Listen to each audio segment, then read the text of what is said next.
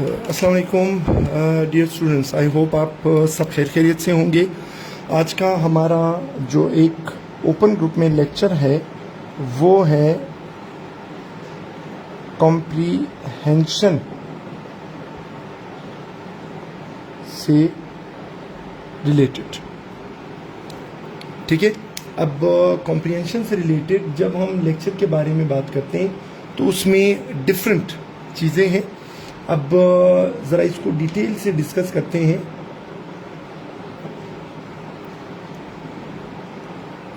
तो आप ज़रा ये बताएं कि राइटिंग क्लियर है, ब्लर तो नहीं है?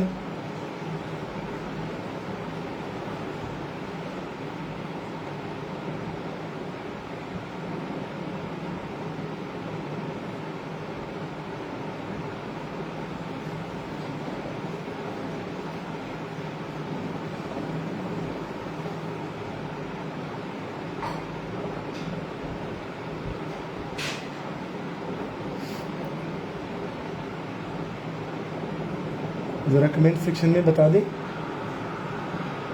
वालेकुम डियर स्टूडेंट्स।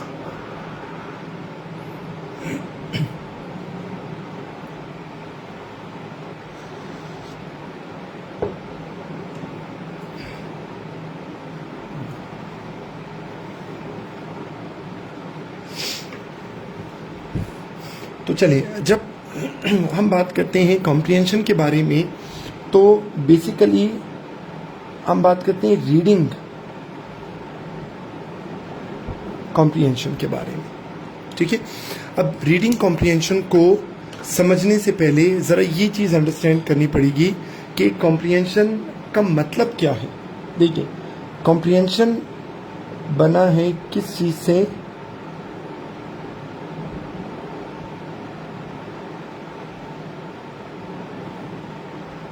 कॉम्प्रीहेंड से। ठीक है, किस चीज़ से बना है? कॉम्प्रीहेंड से। कॉम्प्रीहेंड का मतलब है टू अंडरस्टैंड। ठीक है, या उसे हम कह सकते हैं टू डिकोड।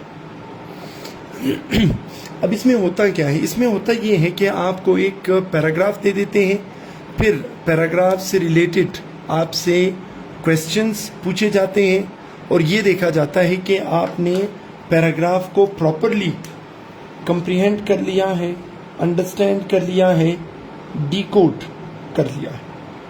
ठीक है, और यही आपकी अंडरस्टैंडिंग और डिकोडिंग और कंप्रीहेंशन को देखने के लिए ही आपको ये क्वेश्चन दिया जाता है। ठीक है, अब जहां तक कॉम्प्रीहेंशन वाले क्वेश्चन की बात है तो ये दो तरह से पूछा जा सकता है। नंबर 1, एक तो ये एमसीक्यूज बेस्ड हो सकता है। ठीक है, ऑब्जेक्टिव टाइप का होगा, एमसीक्यूज बेस्ड का होगा। ठीक है, अब एमसीक्यूज बेस्ड में क्या होगा? आपको वो एक पैराग्राफ दे देंगे, पैराग्राफ आप पढ़ेंगे, पैराग्राफ के बाद कुछ एमसीक्यूज होंगे, उन एमसीक्यूज के आंसर पैराग्राफ में ही होंगे। अब आप पे डिपेंड करेगा कि आप पैराग्राफ को कितनी अच्छी तरह से अंडरस्टैंड करके उन क्वेश्चंस के आंसर्स दे सकते हैं। ठीक है, अब जो एमसीक्यूज टाइप का क्वेश्चन होगा उसके लिए अलग टेक्निक है और जो सब्जेक्टिव टाइप का होगा उसके लिए अलग टेक्निक है। राइट, अब करना आपने क्या है? देखिए, सबसे पहले मैं वो चीज़ बताऊंगा, वो मेथड जो आपने अप्लाई नहीं करना है। सपोज आपको एक टास्क दिया जाता है कि आपने एक हॉल में एंटर होना है और आपने 1 घंटे तक यानी 60 मिनट्स तक आपने हॉल को ऑब्जर्व करना है। फिर उस 60 मिनट्स के बाद आपसे सपोज कितने, कोई 5 क्वेश्चंस पूछे जाएंगे।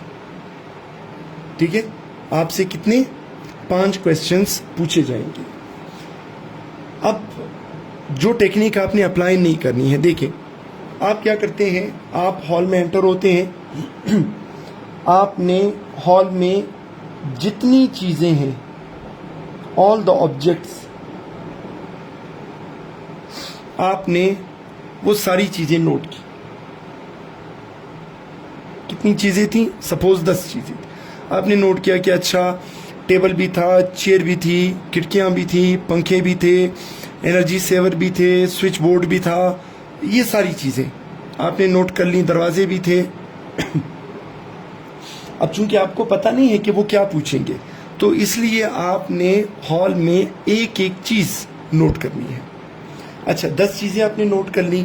अब हो सकता है आप कहते हैं कि कुर्सियाँ थी, तो वो आपसे पूछ लें कि कितनी कुर्सियाँ थी, वो आपसे पूछ लें कितने बल्ब थे, वो आपसे पूछ लें कितनी खिड़कियाँ थी, वो आपसे पूछ लें कि कितने दरवाजे थे।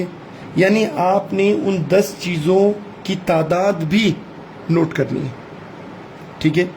अच्छा, फिर हो सकता है वो आपसे ये पूछे कि अच्छा ये बताएं कि ये कुर्सियाँ किस चीज़ की बनी हुई थी, ये दरवाजे किस चीज़ के बने हुए थे, छत किस चीज़ की बनी हुई थी, ठीक है, दीवारें किस चीज़ की बनी हुई थी। इसका मतलब आपको उन्हीं 10 चीज़ों का मटेरियल भी याद रखना है। ठीक है। अच्छा, फिर हम बात करते हैं किस चीज़ के बारे में, शेप के बारे में। आप कहीं कुर्सियाँ पड़ी हुई थी, वो कहें अच्छा कौन सी कुर्सियाँ थी, बगैर बाजू वाली थी, सिंगल बाजू वाली थी, या दोनों साइड पे बाजू होते हैं। ठीक है। वो आपसे कहते हैं अच्छा ये जो एनर्जी सेवर के बारे में आप बताने, तो ज़रा ये बताएं कि ये एनर्जी सेवर किस तरह के थे। ठीक है, वो ट्विस्टेड शेप थे, स्ट्रेट वाले थे, राउंड शेप थे, कैसे थे। यानी आपको इन 10 चीज़ों के शेप भी याद करने पड़ेंगे, क्योंकि पता तो नहीं है ना कि वो कुछ भी पूछ सकता है। अच्छा, फिर अगली चीज़ क्या है, प्लेस। ठीक है, यानी वो आपसे पूछ लें कि अच्छा ये बताएं ये प्रोजेक्टर कहाँ पे लगा हुआ था, या वो आपसे पूछ लें कि अच्छा ये बताएं स्विच बोर्ड कहाँ पे था, या फिर वो आपसे पूछ लें कि अच्छा ये बताएं कि रोस्ट्रम कहाँ पे रखा हुआ था। यानी उन 10 चीज़ों के आपने क्या करना है, जगह भी याद करनी है। अच्छा, फिर अभी भी आपको श्योर नहीं है, हो सकता है वो आपसे पूछे कि कुर्सियाँ किस कलर की थी, दीवार किस कलर का था, छत किस कलर की थी, दरवाजे किस कलर के थे। तो आपको उन 10 चीज़ों के कलर्स भी याद करने पड़ेंगे। तो आपको कुल मिलाकर कोई 60 चीज़ें याद करनी पड़ेंगी। ठीक है।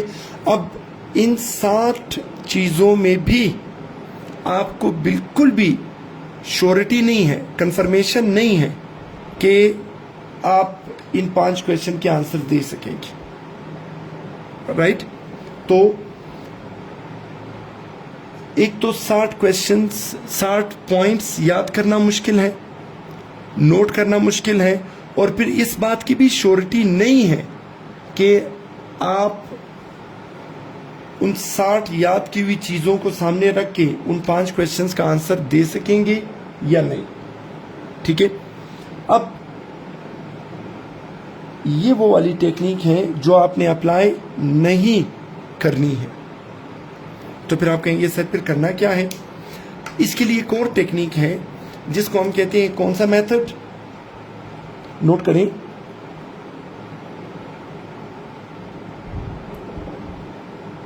इसे हम कहते हैं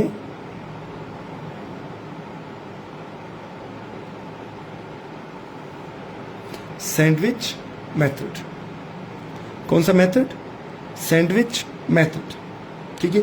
अब सैंडविच मेथड कैसे होता है, देखिए ये टोस्ट है, इसके ऊपर जैम वगैरह और फिर एक और टोस्ट है। राइट। तो इसमें आपने क्या करें, बिल्कुल सैंडविच की तरह, क्वेश्चन, पैराग्राफ, क्वेश्चन। क्योंकि आप जब क्वेश्चंस पढ़ेंगे तो क्या होगा, आपने सपोज 5 क्वेश्चंस पढ़े,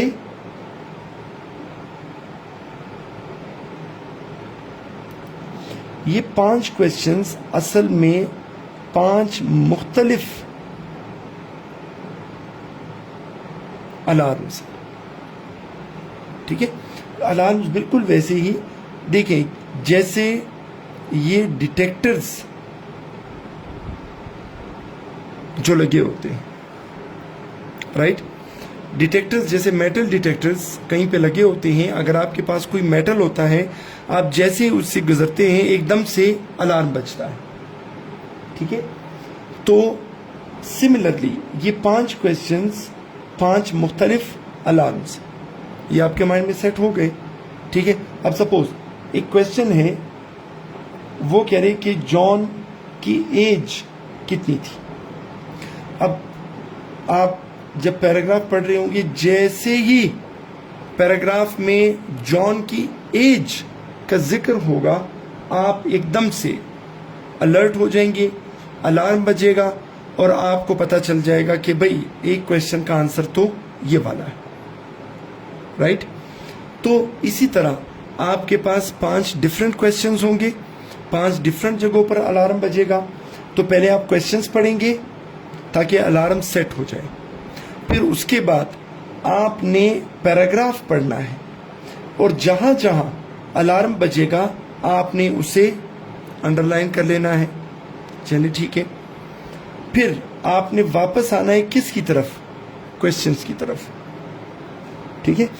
फिर आप क्या करेंगे, क्वेश्चन पढ़ेंगे, पैराग्राफ की तरफ वापस नहीं जाना। पैराग्राफ में वो सिर्फ 5 जगह के जिनको आपने क्या किया था, अंडरलाइन किया था, कब, जब आप के माइंड में अलार्म बजा था। तो वो 5 पॉइंट्स जो आपने अंडरलाइन किए थे, वो असल में 5 क्वेश्चंस के आंसर्स हैं। देखिए ये बिल्कुल वैसे ही है इस टेक्निक में कि एक स्टूडेंट को कहा जाता है कि उसने पूरा साल फिजिक्स पढ़नी है, एफएससी की फिजिक्स पढ़नी है, राइट। और साल के आखिर में 1 साल बाद उससे 5 क्वेश्चंस पूछे जाएंगे।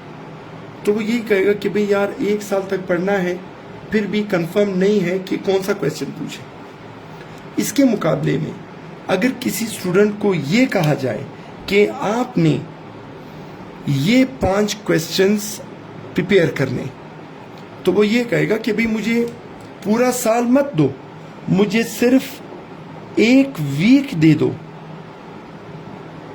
मैं आपको पेपर सॉल्व करके दे दूंगा, ठीक है। तो सिमिलरली आपने क्या करना है, आपने पहले पढ़ने हैं क्वेश्चंस ताकि आपके माइंड में अलार्म सेट हो जाए। उसके बाद आपने पढ़ना है पैराग्राफ और फिर आपने उन क्वेश्चंस के आंसर देने हैं। ये वाली टेक्निक आप कब अप्लाई करेंगे, जब आपके पास किस तरह के ऑब्जेक्टिव एमसीक्यूज टाइप के क्वेश्चन होंगे, किस चीज़ से रिलेटेड, कॉम्प्रिहेंशन से रिलेटेड।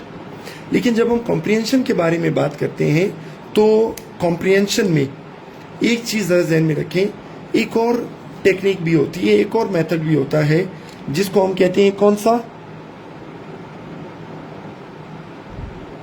सब्जेक्टिव मेथड, ठीक है।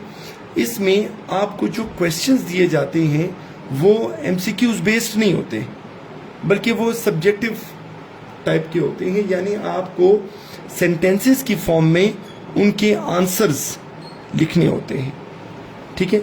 अब फिर आप कहेंगे कैसे, तो देखिए अब मेन पॉइंट इसमें ये है, एक काम करते हैं, ये एक बड़ा बॉक्स है, ये छोटा बॉक्स है और ये एक और बड़ा बॉक्स है। अब जब बड़े से छोटा बॉक्स बनेगा, इसे हम क्या कहते हैं, इसको हम कहते हैं प्रेसी राइटिंग। ठीक है, हम क्या कहते हैं? प्रेसी राइटिंग। और जब छोटे से बड़ा बनेगा इसको हम क्या कहेंगे?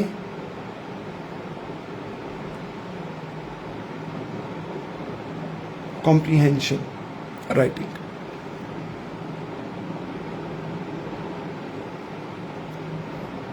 ठीक है। मोहम्मद जुबैर, ये कुछ स्टूडेंट्स का 15th को एक टेस्ट आ रहा है, तो वो कह रहे थे कि सर आप एक लेक्चर कॉम्प्रिहेंशन पर भी दे दे, तो ये लेक्चर उनके लिए है। अच्छा, प्रेसी में आपको एक पैराग्राफ दिया हुआ है, आपने उसको शॉर्ट करके उसकी प्रेसी बनानी है, जबकि कॉम्प्रिहेंशन में आपने ब्रीफ को एक्सप्लेन करके एलेबोरेट करके उसका आंसर देना है। देखिए, ये बिल्कुल कैसे है? ये बिल्कुल वैसे है कि जैसे आपको एग्जाम में क्या दिया जाता है? स्टेंजा। ठीक है, और आपको कहा जाता है कि आपने स्टेंजा से रिलेटेड क्या लिखने हैं? आर सी ई। ठीक है, अब आर मीन्स रेफरेंस, यानी ये स्टेंजा कहाँ से लिया है। ठीक है, और इस पोएम का राइटर कौन है, पोएट कौन है। फिर आपके पास आ जाएगा क्या? कॉन्टेक्स्ट, यानी इस स्टेंजा से पहले या इस स्टेंजा के बाद क्या डिस्कशन हो रही थी, बैकग्राउंड क्या है इस स्टेंजा का, तो वो आपके पास आ जाएगा कॉन्टेक्स्ट। और तीसरा आपके पास आ जाएगा क्या? एक्सप्लेनेशन। ठीक है, अब स्टेंजा में होता क्या है, सुने। स्टेंजा में बात बहुत ब्रीफ की गई होती है। ठीक है, और बात बहुत मुश्किल अल्फाज में की गई होती है, और अक्सर औकात ये होता है कि जो मैसेज होता है वो किस शक्ल में होता है? वो होता है इम्प्लिसिट मैसेज। इम्प्लिसिट मतलब छुपा हुआ, पोशीदा। ठीक है, तो फिर आप क्या करते हैं? आप जब किसी स्टेंजा की एक्सप्लेनेशन लिखते हैं तो एक तो जो ब्रीफ है उसको आप एक्सप्लेन करके लिखते हैं, जो बात मुश्किल अल्फाज में की गई है उसको आप आसान करके लिखते हैं, और जो बात, जो मैसेज छुपा हुआ होता है, इनडायरेक्टली बात की गई होती है, आप उसको डायरेक्टली ओपन करके वो बात उसमें कहते हैं। ठीक है, फिलहाल यहां तक अगर कोई कंफ्यूजन है तो पूछ लें।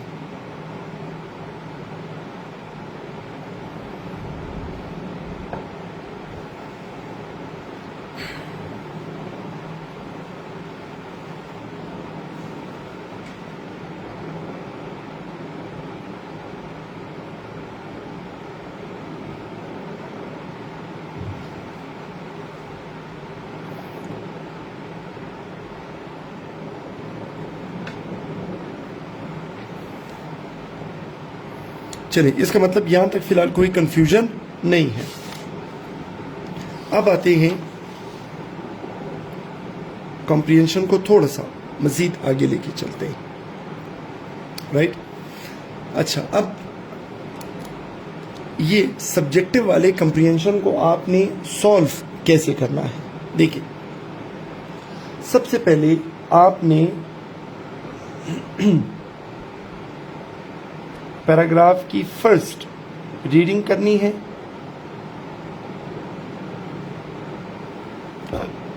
पैराग्राफ को आपने एक दफा पढ़ा। ठीक है, एक दफा पढ़ने के बाद आपको वो पैराग्राफ कोई 25 to 30% तक वो आपको समझ आ जाएगा। राइट,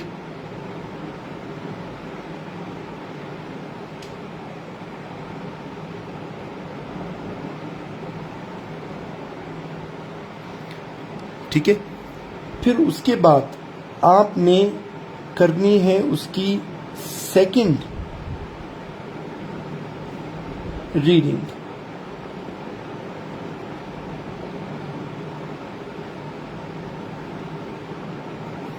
क्या करना है? आपने करनी है सेकंड रीडिंग, राइट। चलिए ये हो गया। सेकंड रीडिंग करते हुए आपने क्या करना है? आपने अंडरलाइन करना है। किस चीज को? Facts and figures.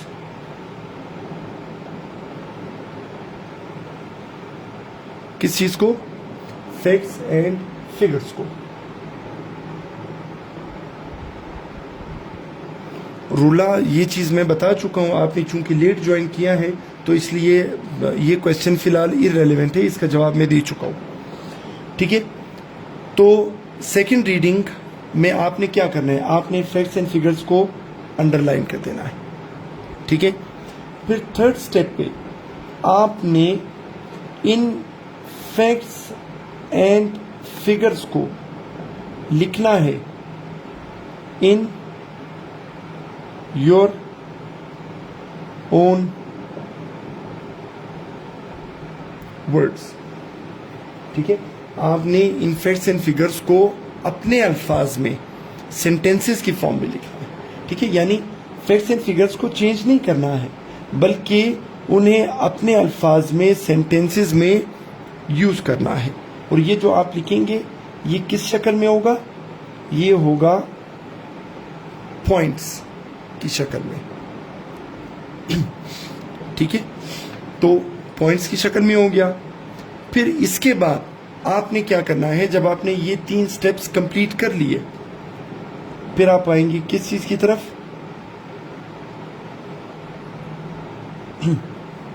क्वेश्चंस की तरफ। ठीक है, तो आप उन क्वेश्चंस को देखेंगे और आपको स्टेप नंबर 3 में उन क्वेश्चन के आंसर्स आसानी से मिल जाएंगे। ठीक है, तो उसके लिए अब कॉम्प्रिहेंशन में आपने क्या चीज नहीं करनी है? देखें, कॉम्प्रिहेंशन लोगों को यूँ लगता है कि भाई यार कॉम्प्रिहेंशन का ये है कि फलां क्वेश्चन का आंसर दूसरी लाइन के यहाँ से लेकर तीसरी लाइन की यहाँ तक है। बिल्कुल भी नहीं। ठीक है, क्योंकि कॉम्प्रिहेंशन के लिए एक चीज जरा ध्यान में रखें, आपने जो जवाब देना है आपने लिखना है इन योर ओन वर्ड्स। एक तो आपने अपने अल्फाज में जवाब देना है और फिर no change in facts and figures. Facts and figures में आपने कोई भी चेंजिंग टेम्परिंग नहीं करनी है। ठीक है, और कॉम्प्रिहेंशन में कभी कभार ऐसा होता है कि बात की गई होती है इनडायरेक्टली, पोशीदा अंदाज में, तो उस पोशीदा अंदाज को आपने चेंज करना है किस में? एक्सप्लिसिट में, यानी जाहिर में। ठीक है, बात बहुत मुख्तसर की गई होती है, लेकिन आपने उसको लिखना है एक्सप्लेनेटरी, ताकि अगले बंदे को समझ आ जाए। उसमें यूज किए होते हैं डिफिकल्ट वर्ड्स, आपने उसे चेंज करना है इजी वर्ड्स में। ठीक है, अब ये सारी चीजें देखिए, अगर आप कोई बात अपने अल्फाज में कहते हैं, फैक्ट्स एंड फिगर्स चेंज नहीं करते हैं, एक बात जो छुपी हुई है, पोशीदा है, आप उसको वाजे कर देते हैं, एक बात मुख्तसर की गई है आप उसको एक्सप्लेन करते हैं, एक बात जो मुश्किल अल्फाज में की गई है आप उसे आसान अल्फाज में लिखते हैं। ये चीज़ें तब पॉसिबल हैं जब आप पैराग्राफ को ठीक तरह से कॉम्प्रीहेंड कर लेंगे।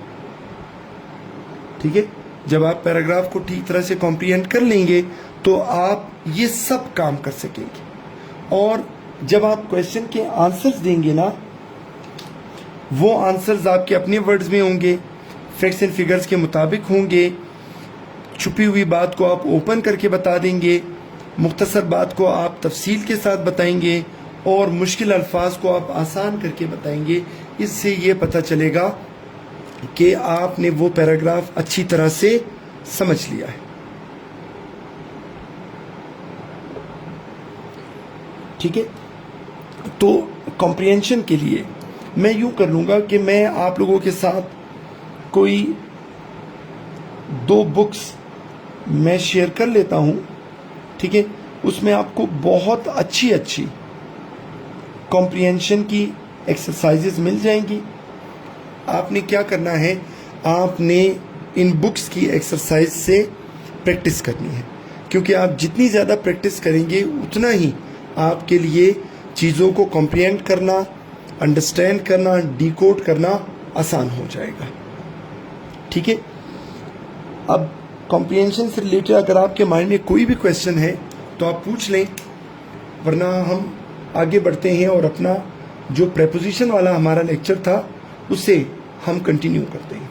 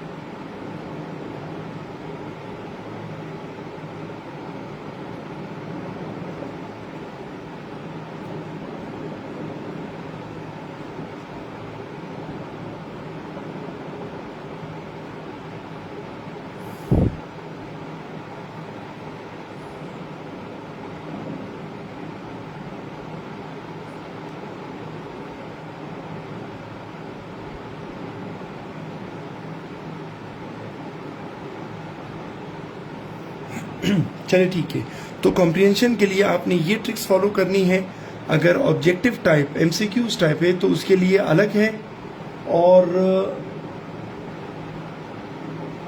जो सब्जेक्टिव टाइप है उसके लिए टेक्निक अलग है।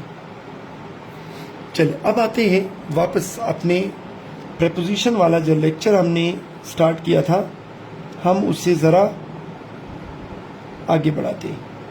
राइट, किसी से रिलेटेड, प्रेपोजिशंस से रिलेटेड। अब प्रेपोजिशंस में हमने लास्ट जो किया था वो आई गेस गेट, इन,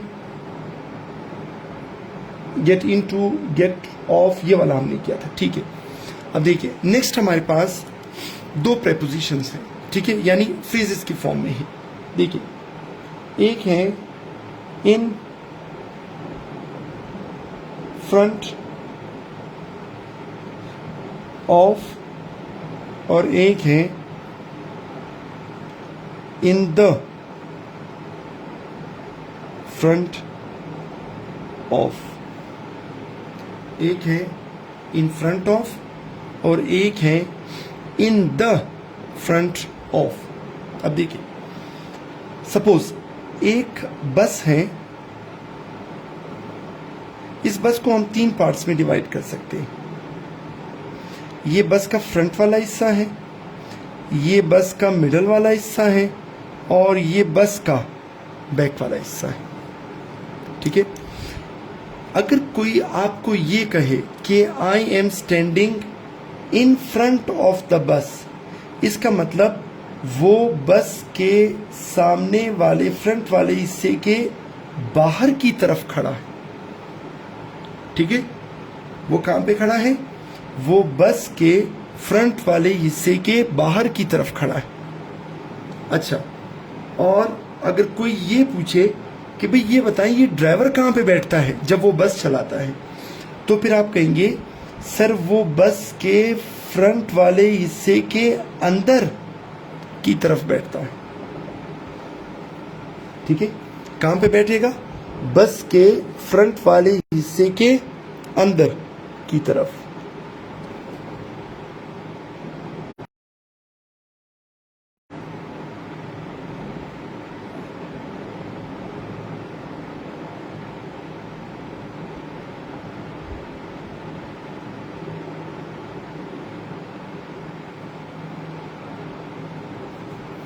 बस के फ्रंट वाले हिस्से के अंदर की तरफ।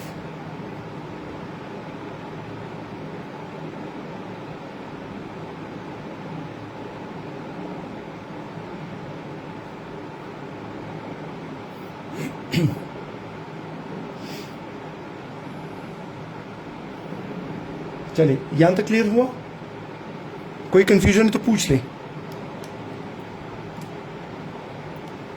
ठीक है, यानी अगर मैं इसका सेंटेंस बनाऊं तो ये कुछ यूं बनेगा कि द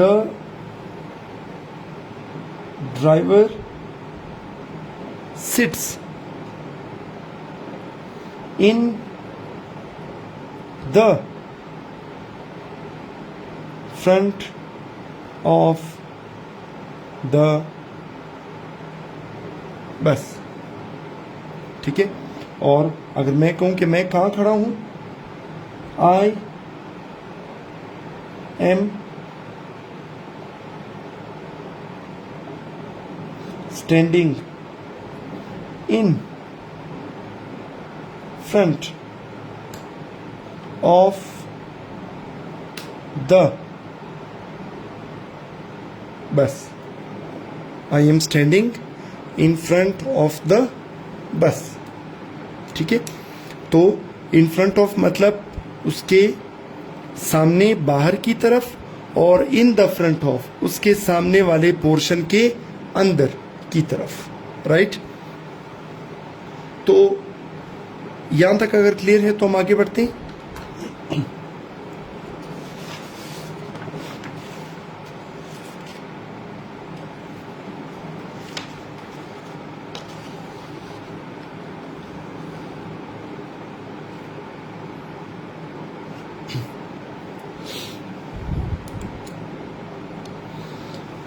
अब देखिए, अब एक और चीज जरा हम देखते हैं।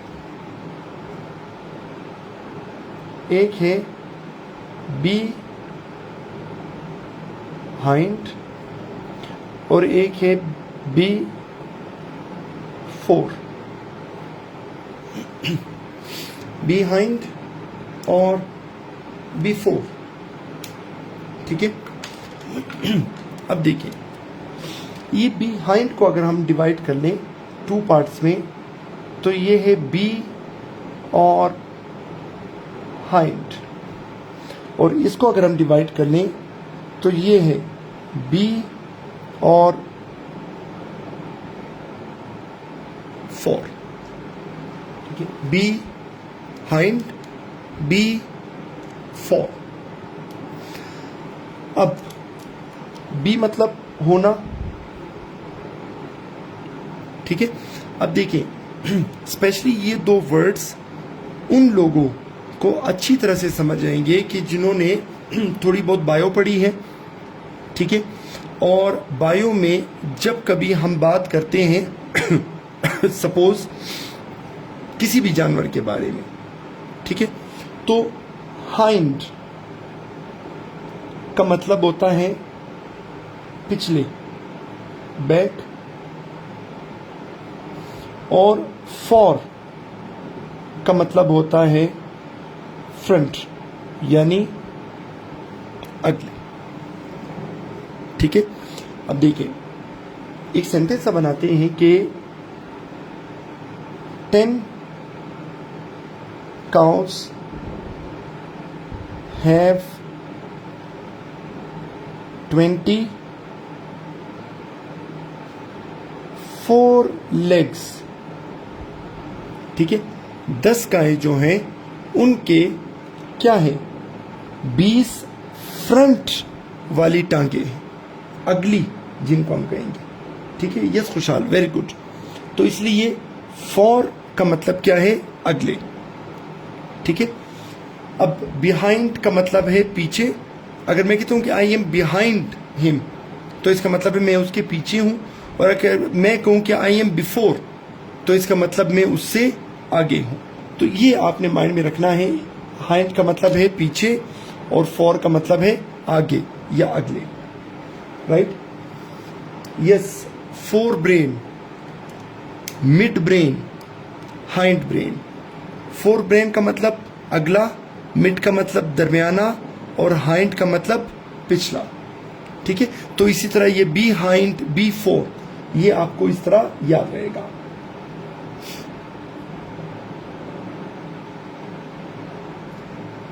इसी तरह हमारे पास 3 और प्रेपोजिशंस हैं, इन्हें एक दफा डिकोड कर लेते हैं।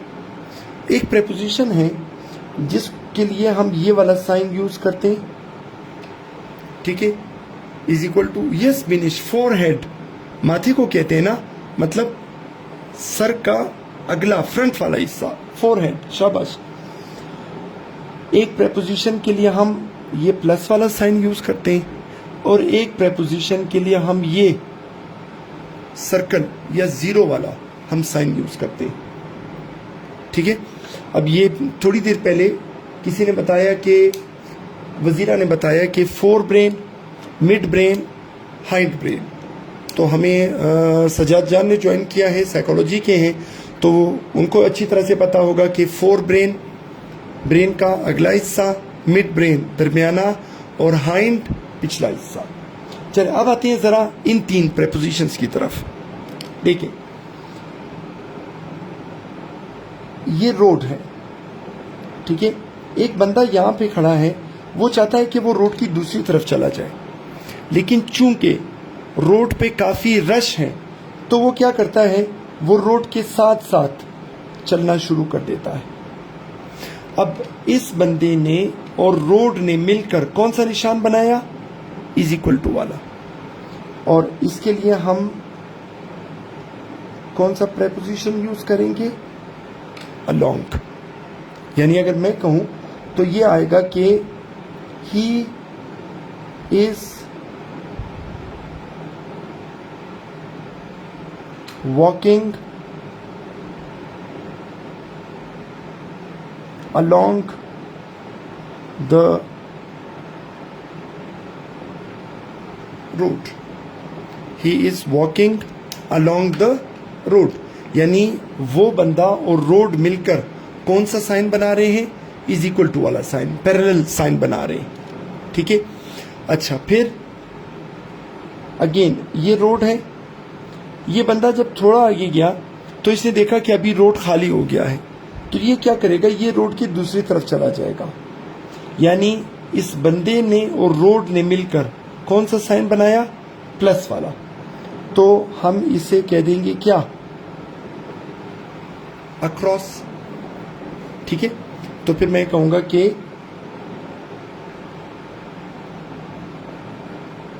After a few minutes he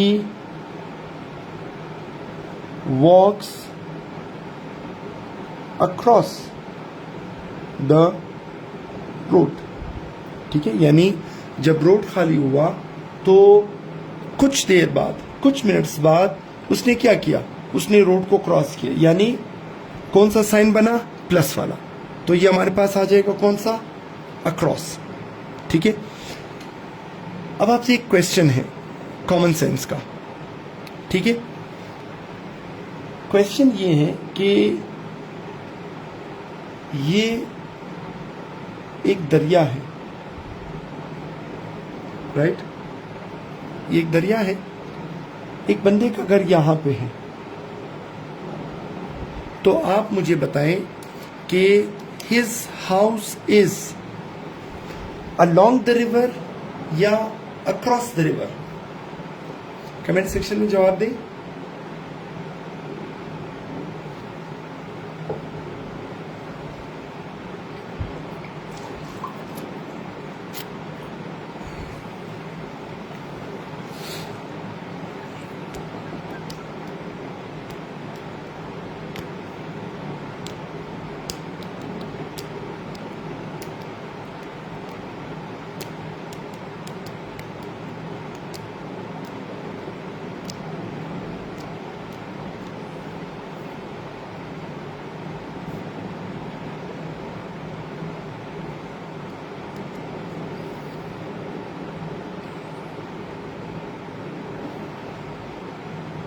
अच्छा, ये जो आंसर दे रहे हैं ना, ये सारे आंसर गलत है। देखिए, डिपेंड करेगा कि जो बंदा पूछ रहा है कि आपका घर कहाँ पर है, उस बंदे की लोकेशन से पता चलेगा। अब फॉर एग्जांपल वो बंदा यहाँ पर है जो पूछ रहा है कि भाई आपका घर कहाँ पे है, तो अगर वो बंदा यहाँ पे है तो इस बंदे को इस घर तक पहुँचने के लिए क्या करना है?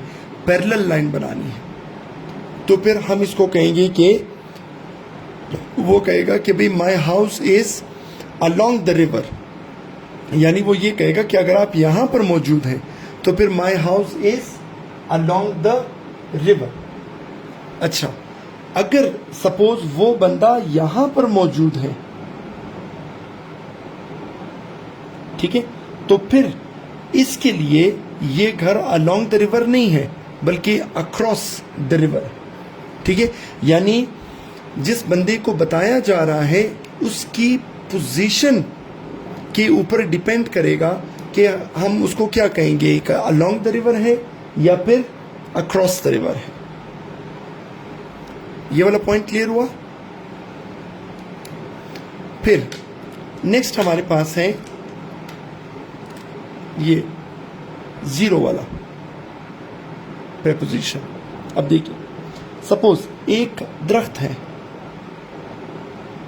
ठीक है, अब बच्चे इसके गिर्द जब ऐसे मूवमेंट कर रहे हैं तो कौन सा निशान बन रहा है? जीरो वाला या सर्कल वाला। तो इसके लिए हम यूज करते हैं क्या? अराउंड। तो मैं सेंटेंस क्या यूज करूंगा कि the children are running around the tree, ठीक है। The children are running around the tree। क्यों? बच्चे जो हैं वो किस तरह का निशान बना रहे हैं, साइन बना रहे हैं? जीरो वाला या सर्कल वाला। तो उसके लिए हम क्या यूज करेंगे? अराउंड, ठीक है। फिर नेक्स्ट पार्ट की तरफ चलते हैं। नेक्स्ट पार्ट हमारे पास कुछ ऐसा है। देखिए, आप यूं समझ लें कि 3 कमरे हैं और उन कमरों के बीच में रास्ता है, ठीक है। एक बंदा रूम नंबर ए में मौजूद है, उसने रूम नंबर सी में जाना है, लेकिन वो बी से होता हुआ जाएगा, राइट। अब चूंकि ए से उसने क्या करना है? स्टार्ट लेना है। बी को वो सिर्फ इस्तेमाल करेगा किस तौर पे? पैसेज के तौर पे, ठीक है। और सी जो है, चलिए मैं यूं कर लेता हूं ताकि आपको आसानी हो। और सी फिर हमारे पास क्या है? सी उसकी मंजिल है जहां उसने जाना है, राइट। अब देखिए, वो जहां से स्टार्ट लेगा ना, मैं उसे कहूंगा क्या? From. He starts walking from room A, ठीक है। अब वो बी से होता हुआ जाएगा, ना बी उसका स्टार्टिंग पॉइंट है और ना ही बी उसकी मंजिल है, वो बी को सिर्फ रास्ते के तौर पे इस्तेमाल कर रहा है। तो इसके लिए हम यूज करते हैं क्या, थ्रू, राइट। और जो उसकी मंजिल है उसके लिए हम यूज करेंगे क्या, टू। जहां से स्टार्ट लिया फ्रॉम, जहां से होता हुआ गया टू, और जहां पहुंचा to. Start from, passage through और डेस्टिनेशन टू, ठीक है। अब देखिए ये पैसेज वाला जो है ना, आपने नॉर्मली सुना होगा कि एक स्टूडेंट एप्लीकेशन लिखता है फ्रॉम अ स्टूडेंट, ठीक है। ये एप्लीकेशन लिखी जाती है किसको, टू द प्रिंसिपल। लेकिन प्रिंसिपल ये कहता है कि ये एप्लीकेशन डायरेक्ट मेरे पास नहीं आएगी, ये आएगी वाइस प्रिंसिपल के थ्रू, ठीक है। यानी स्टार्ट यहां से लेगी from the student, through vice principal से होते हुए टू द प्रिंसिपल, ठीक है। तो ये चीज आप जरा माइंड में रखें। फ्रॉम स्टार्ट बताएगा, थ्रू बताएगा कि इस रास्ते से होता हुआ गया पैसेज, और टू ये बताएगा कि उसकी मंजिल क्या है, एंड पॉइंट उसका क्या है।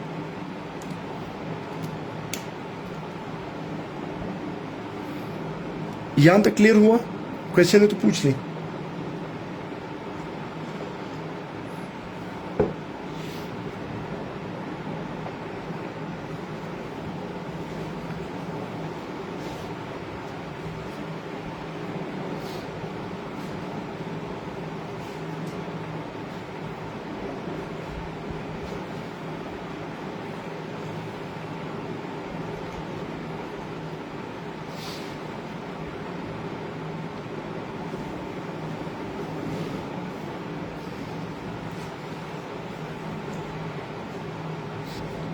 चलिए, कोई क्वेश्चन या कंफ्यूजन नहीं है?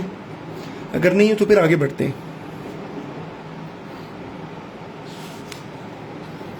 चलिए देखिए, नेक्स्ट हमारे पास अब आप समझ लें क्या। देखिए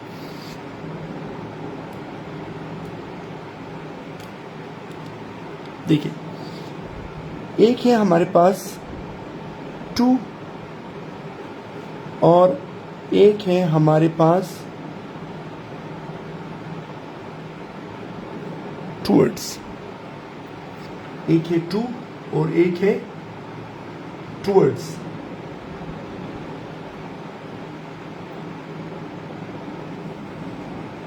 यस फातिमा, सारे पढ़ाऊंगा, थोड़ी सी तसल्ली रखिए। अब देखिए, टू जो है वो एग्जैक्ट डेस्टिनेशन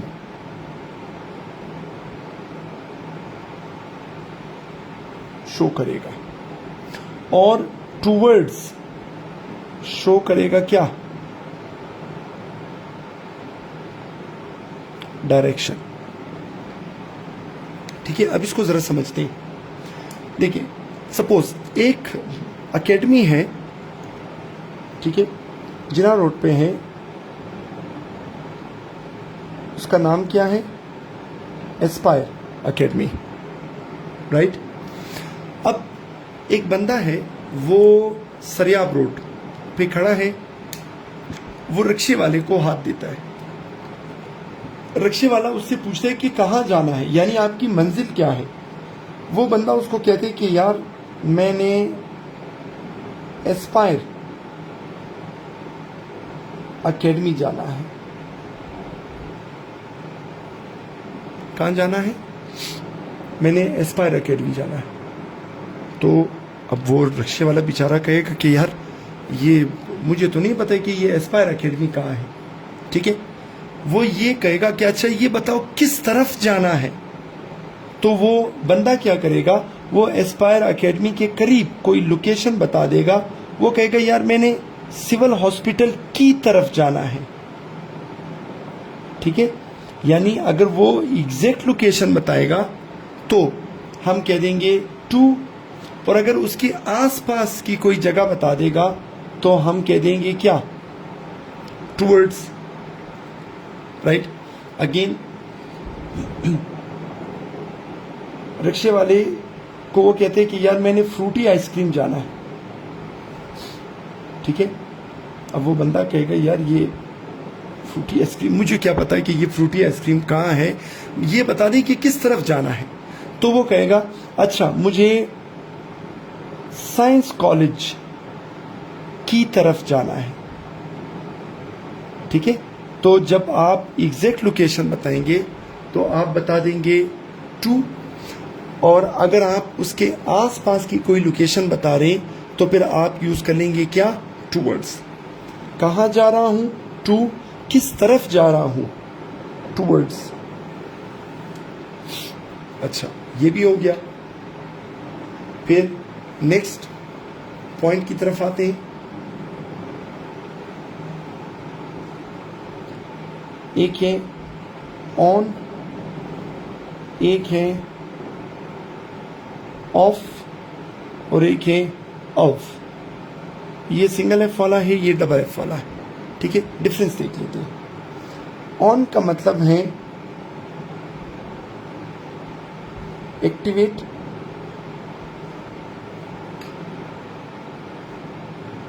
ऑफ का मतलब है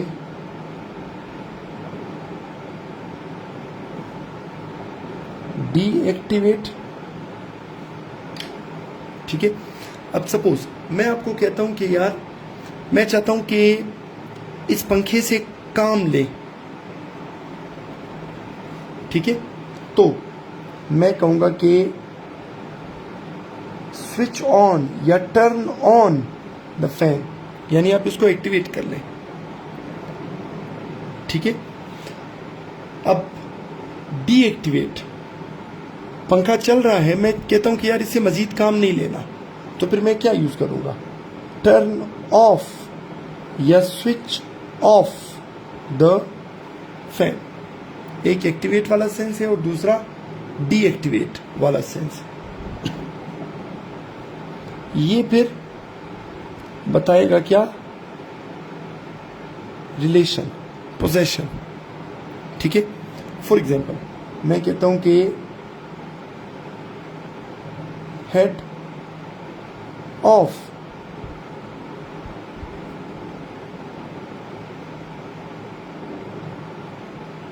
डिपार्टमेंट, ठीक है। यहां पर ये सिंगल ऑफ वाला आ जाएगा, राइट। तो फिलहाल आज के लिए इसको यहीं पे रोकते हैं, कल इंशाल्लाह मजीद इसको कंटिन्यू करेंगे और कंप्लीट करेंगे। तब तक के लिए इजाजत दीजिए, अल्लाह हाफिज़।